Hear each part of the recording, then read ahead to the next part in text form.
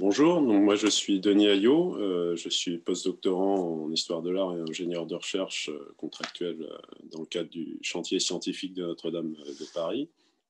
dans le groupe de travail données numériques. Et dans ce projet, je m'occupe plus spécialement de ce qui touche au vocabulaire contrôlé de l'architecture et à l'établissement d'une nomenclature qui permette de nommer et d'identifier les différentes composantes de la cathédrale pour l'utiliser efficacement dans le cadre de la base de données. Puisque comme Milad et Isabelle viennent de vous l'exposer, c'est très important dans le cadre du projet Notre-Dame de faire appel à un vocabulaire contrôlé pour indexer tous les éléments de la documentation et pour qu'à terme, cette documentation puisse être utilisée facilement par les utilisateurs. Donc moi, je me suis consacré à établir une partie de ce vocabulaire contrôlé, celle qui va concerner l'architecture générale de la cathédrale, donc à l'exclusion des domaines plus spécialisés comme ceux de la charpente ou des matériaux, par exemple. C'est un travail important puisque, bon, évidemment, Notre-Dame, c'est un monument très complexe et qui, comme la plupart des grandes cathédrales, c'est un monument dans lequel on trouve des éléments architecturaux extrêmement nombreux et qui concernent vraiment toutes les échelles de l'édifice. Donc un monument qui va couvrir un très vaste champ de références terminologiques qui sont propres à l'architecture, d'où l'importance donc d'utiliser un vocabulaire contrôlé et de faciliter l'accès et l'usage de ce vocabulaire. Donc, ce travail sur la terminologie, il passe d'abord par l'établissement d'un vocabulaire pour les termes usuels de l'architecture. Et en la matière, on a la chance d'avoir en France un ouvrage qui fait référence, c'est le fameux vocabulaire de l'architecture de Jean-Marie Pérouse de Monclos, qui est paru la première fois en 1972 et qui a été régulièrement réédité depuis. Mais de cet ouvrage de référence, il n'existait aucune version numérisée jusqu'ici et aucune version accessible sur un thésaurus en ligne. Donc l'idée a donc été tout simplement de transcrire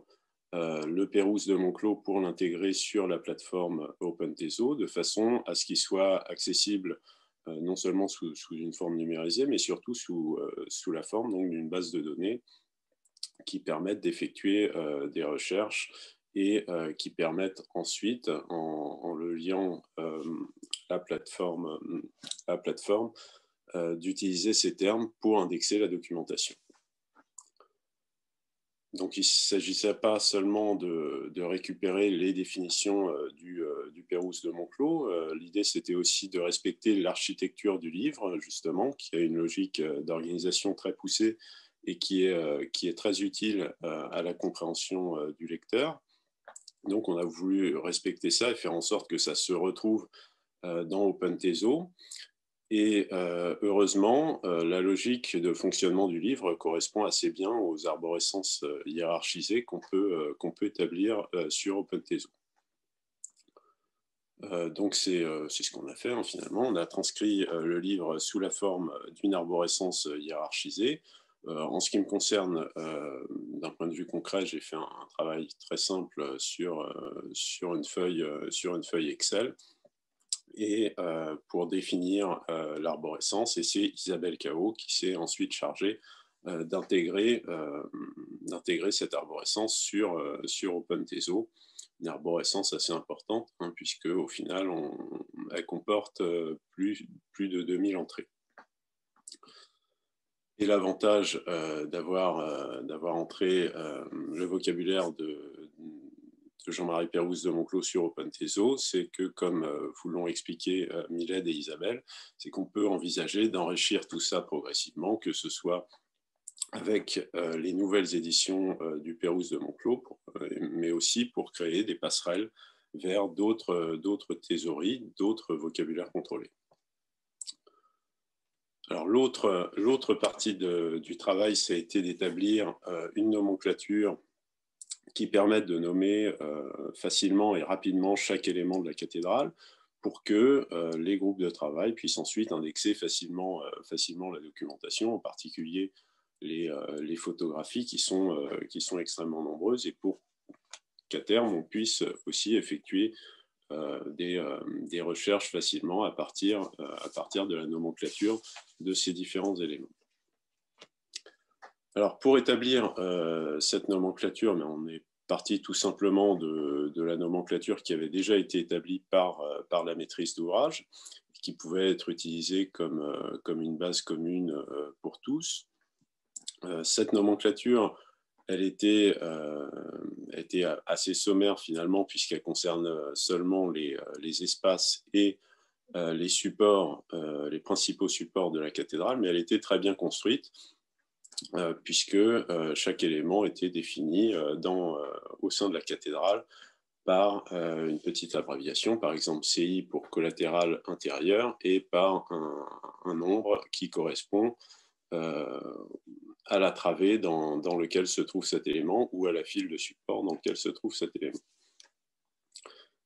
Et donc de la même façon finalement qu'avec le Pérouse de Monclos, il a fallu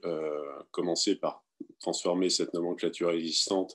en arborescence hiérarchisée, et compléter cette nomenclature aussi en ajoutant la définition de chaque élément de la cathédrale, de chaque pilier, de chaque espace. Et ensuite, ces arborescences, elles ont pu être intégrées dans OpenTeso grâce à Sarah Tournon qui avait intégré le résultat de ces documents Excel dans OpenTeso.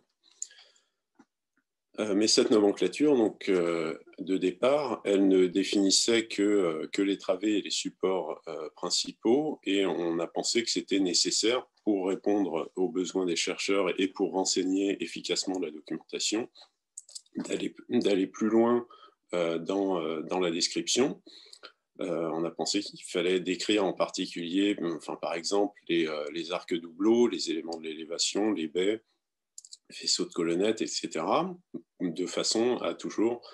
pouvoir indexer facilement la documentation à l'aide donc d'une nomenclature succincte. Et puis c'était important aussi dans l'établissement de cette nomenclature de ne pas se limiter uniquement aux éléments structurels de la cathédrale, c'est-à-dire pas seulement aux supports et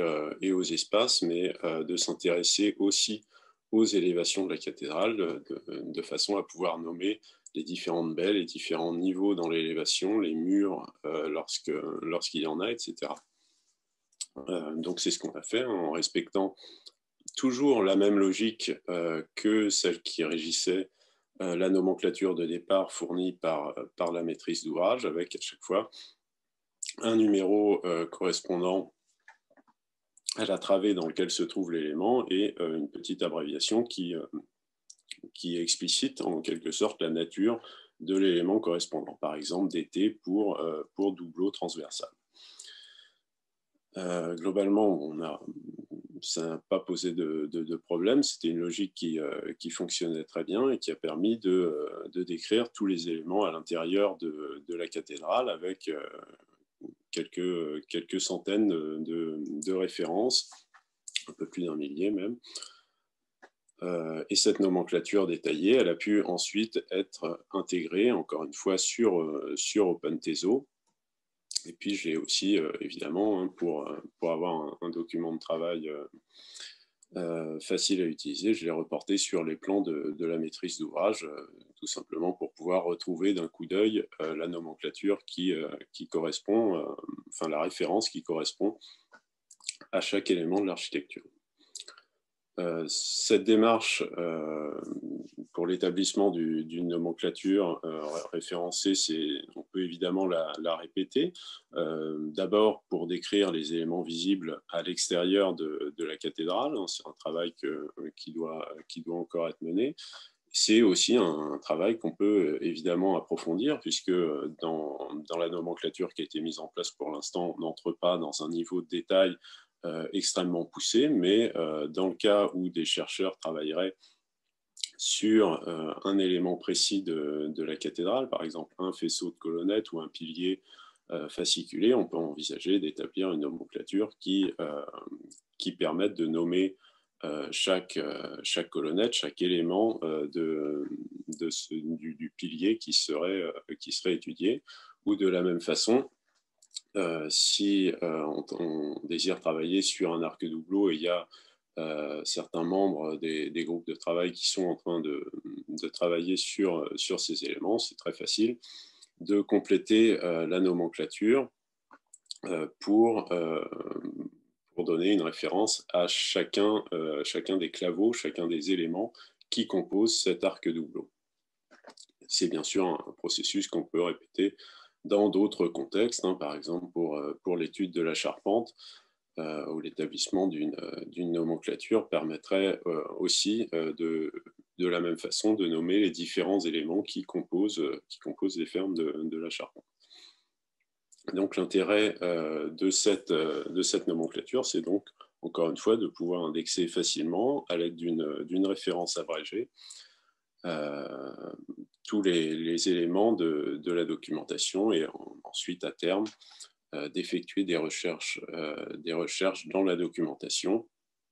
à partir donc du vocabulaire contrôlé existant dans ArcheoGrid et à partir de la référence propre à chaque